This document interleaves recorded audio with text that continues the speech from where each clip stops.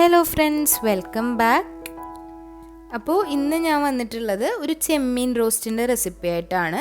നല്ല രുചിയിൽ വളരെ കുറഞ്ഞ ഇൻഗ്രീഡിയൻസ് കൊണ്ട് ഉണ്ടാക്കിയെടുക്കാൻ പറ്റുന്ന നല്ല ടേസ്റ്റി ആയിട്ടുള്ള ഒരു ചെമ്മീൻ റോസ്റ്റാണ്. നല്ല എളുപ്പമാണ് ഉണ്ടാക്കിയെടുക്കാനായിട്ട്. അപ്പോൾ നമുക്കതെങ്ങനെയാണ് റെഡിയാക്കുന്നതെന്ന് നോക്കാം. ചെമ്മീൻ റോസ്റ്റ് ചെയ്യാൻ വേണ്ടിയിട്ട് 1/2 കിലോ ചെമ്മീൻ നുള്ളി എടുത്തു കഴിഞ്ഞപ്പോഴത്തേക്കും ഏകദേശം ഒരു 250 ഗ്രാമൊക്കെ ചെമ്മീനാണ് ഇതിലുള്ളത്. അപ്പോൾ ഈ ഒരു ചെമ്മീനാണ് എടുത്തിട്ടുള്ളത്. കുറച്ച് വലിയ ചെമ്മീനാണ്. ചെറിയ ചെമ്മീൻ എടുത്താൽ കുറച്ചും കൂടി ടേസ്റ്റ് ഉണ്ടാവും. അപ്പോൾ നിങ്ങൾക്ക് കിട്ടുന്ന അവൈലബിൾ ആയിട്ടുള്ള ചെമ്മീൻ പ്രോൺസ് ഏതാണെങ്കിലും എടുക്കാവുന്നതാണ് കേട്ടോ. ഈ ഒരു ചെമ്മീൻ റോസ്റ്റിൻ്റെ ഏറ്റവും ഇമ്പോർട്ടൻ്റ് ആയിട്ടുള്ളത് ഇതിലേക്ക് ഞാൻ എടുക്കുന്നത് ചെറിയുള്ളിയാണ്.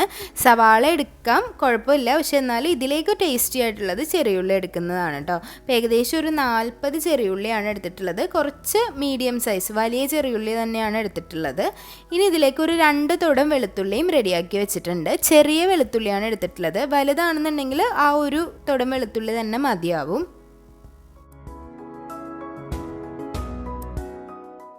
നമുക്ക് ഈ വെളുത്തുള്ളിയും ചെറിയുള്ളിയും ഒന്നങ്ങ് ചതച്ചെടുക്കണം. നിങ്ങളുടെ അടുത്ത് ചതയ്ക്കാനുള്ള കല്ലുണ്ടെന്നുണ്ടെങ്കിൽ അതിൽ വെച്ചൊന്ന് ഇടിച്ച് ചതച്ചെടുത്താൽ മതി. ഇതിപ്പോൾ എളുപ്പത്തിന് വേണ്ടിയിട്ട് ഞാൻ ഈ ഒരു മിക്സിയുടെ ജാറിലിട്ട് ഒന്ന് കറക്കിയെടുക്കുകയാണ് ചെയ്യുന്നത്. ക്രഷ് ചെയ്തെടുക്കുകയാണ് ചെയ്യുന്നത്. ഈ ഒരു പരുവത്തിൽ ക്രഷ് ചെയ്തെടുക്കണം, ചതച്ചെടുക്കണം. അല്ലാതെ ഇത് ഒരുപാട് അരച്ചിട്ട് പേസ്റ്റ് പോലെ എടുക്കരുത് കേട്ടോ. ഈ ഒരു പരുവത്തിൽ തന്നെ എടുക്കുക. ഇനി നിങ്ങൾ സവാളയാണ് എടുക്കുന്നതെങ്കിൽ കട്ട് ചെയ്ത് സ്ലൈസ് ചെയ്തിട്ടാൽ മതി. ഇതുപോലെ ചതച്ചെടുക്കേണ്ട ആവശ്യമില്ല.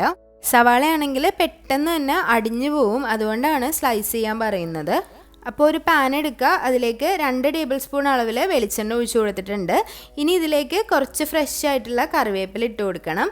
നമ്മുടെ ഈ നാടൻ വിഭവങ്ങളൊക്കെ നമ്മൾ റെഡിയാക്കുമ്പോൾ അതിൽ വെളിച്ചെണ്ണ തന്നെയാണ് ടേസ്റ്റ് തരിക കേട്ടോ. അപ്പോൾ വെളിച്ചെണ്ണ തന്നെ എടുക്കാൻ ശ്രദ്ധിക്കുക. ഇനി നമ്മൾ ചതച്ച് വെച്ചിട്ടുള്ള ഉള്ളിയും വെളുത്തുള്ളിയും അതിലേക്ക് ഇട്ട് കൊടുക്കാം. അപ്പോൾ നിങ്ങൾ സവാളയാണ് എടുക്കുന്നതെങ്കിൽ ഒരിക്കലും ഇതുപോലെ ചതച്ചെടുക്കരുത്. ജസ്റ്റ് ഒന്ന് നല്ല തിന്നായിട്ടൊന്ന് സ്ലൈസ് ചെയ്തിട്ടാൽ മതി. വെളുത്തുള്ളി നന്നായിട്ടൊന്ന് ഇടിച്ചിട്ട് ഇട്ടാൽ മതി. ഒന്ന് ക്രഷ് ചെയ്തിട്ടാൽ മതി. എന്നിട്ട് ഇതൊന്ന് നന്നായിട്ട് മിക്സ് ചെയ്തിട്ട് അടച്ച് വെക്കാം. അടച്ച് വെക്കുന്ന സമയത്ത് അതിൻ്റെ ആ ഒരു റോ സ്മെല്ല്, പച്ചമണമൊക്കെ ഒന്ന് മാറിയിട്ട് നല്ലൊരു സ്മെല്ല് വരാൻ തുടങ്ങും. ഒന്നങ്ങ് വഴണ്ട് വന്നിട്ടുണ്ടാവും. ആ സമയത്ത് നമുക്കതിലേക്ക് ഒരു 1/2 ടീസ്പൂൺ അളവിൽ മഞ്ഞൾപ്പൊടി ചേർത്ത് കൊടുക്കാം. പൊതുവേ നമ്മൾ ഈ ഒരു സീ ഫുഡ്സ്, അതായത് ചെമ്മീനായാലും കക്ക ആയാലും അതുപോലെ ഞണ്ടൊക്കെ ചെയ്യുമ്പോൾ കുറച്ച് മഞ്ഞൾപ്പൊടി കൂടുതലിട്ടാൽ കുറച്ച് നല്ലതായിരിക്കും നമ്മുടെ സ്റ്റൊമക്കിനും. അതുപോലെ ആ ഒരു സീ ഫുഡ്സിന് കുക്ക് ചെയ്തെടുക്കുമ്പോൾ മഞ്ഞൾപ്പൊടി ഇടുന്നത് നല്ലതാണ്. ഞാൻ കുറേ ചെമ്മീൻ റോസ്റ്റിൻ്റെ വീഡിയോ കണ്ടതിലും മഞ്ഞൾപ്പൊടി ചേർക്കാതെ ചെയ്യുന്നത് കണ്ടിട്ടുണ്ട്. പക്ഷേ ഞാൻ പൊതുവേ മഞ്ഞൾപ്പൊടി കൂടുതലായിട്ട് ഇടാറുണ്ട്. പക്ഷേ മഞ്ഞൾപ്പൊടിയുടെ രുചിയൊന്നും കൂടുതലായിട്ട് എടുത്ത് നിൽക്കില്ല. നല്ലോണം ഒന്ന് പച്ചമണം മാറുന്നത് വരെ ഒന്ന് വഴറ്റിയെടുത്താൽ മതിയാവും. ഇനി അതിലേക്ക് ഞാനൊരു 2 ടീസ്പൂൺ അളവിൽ കാശ്മീരി മുളക് പൊടിയാണ് ചേർത്ത് കൊടുത്തിട്ടുള്ളത്.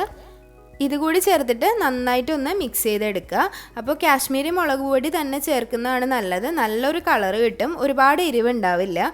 ഇനി നമ്മൾ ഇതിലേക്ക് എരിവിന് വേണ്ടിയിട്ട് ക്രഷ്ഡ് ചില്ലി ഇട്ട് കൊടുക്കുന്നുണ്ട്. ഇനി അതിലേക്ക് 1 ടീസ്പൂൺ അളവിൽ മല്ലിപ്പൊടി ചേർത്ത് കൊടുക്കുന്നുണ്ട് കേട്ടോ.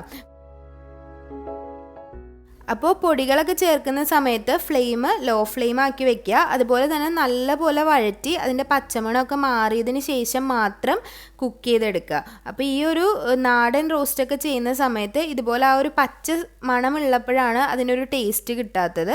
നമ്മുടെ ആ ഇടുന്ന പൊടികളെല്ലാം നല്ലോണം വഴണ്ടിട്ട് നല്ലോണം റോസ്റ്റ് ആയിട്ടുണ്ടെന്നുണ്ടെങ്കിൽ ആ ഒരു ടേസ്റ്റ് ഒന്നും ഉണ്ടാവില്ല.